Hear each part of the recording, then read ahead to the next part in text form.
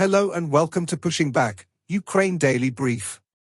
As the war enters its 904th day, these are the main developments from the past 24 hours. The update from the General Staff of the Armed Forces of Ukraine. Russia has lost approximately 598,180 troops in Ukraine since the beginning of the war. The number, which has not been independently verified, includes 1,230 casualties over the past day.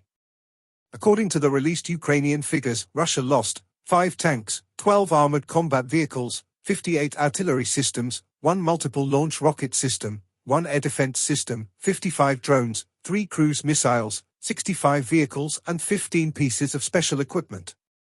The Russians launched 99 combat clashes and carried out 56 airstrikes, including 69 anti-aircraft missiles on the territory of Ukraine.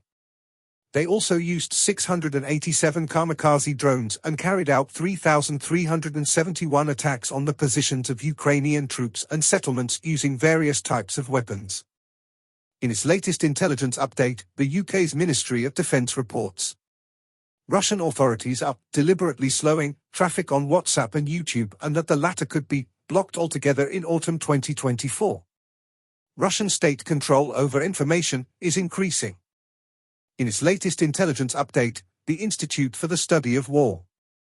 Ukrainian forces continued to marginally advance southeast of Sudzha on August 16 amid continued Ukrainian operations in Kursk Oblast. Ukrainian strikes reportedly destroyed 2 bridges in Glushkovo Raion, Kursk Oblast. Ukrainian forces reportedly advanced further into western Belgorod Oblast during recent cross-border assaults than previously reported, but available open-source reporting and evidence indicate that Ukrainian forces no longer maintain positions within Belgorod Oblast as of August 16.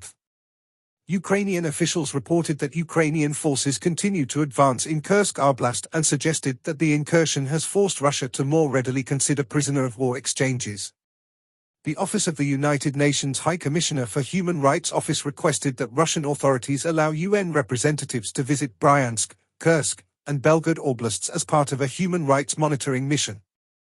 U.S. officials reiterated that U.S. policy on Ukraine's ability to use U.S.-provided weapons to conduct long-range strikes against Russian military targets has not changed amid the ongoing Ukrainian incursion into Kursk Oblast. The Kremlin reportedly fired former Defense Minister Sergei Shoigu's advisor on information policy Andrei Ilnitsky, possibly as part of an ongoing effort to shift control of Russia's wartime information policy from the Ministry of Defense, MOD, to the Russian presidential administration.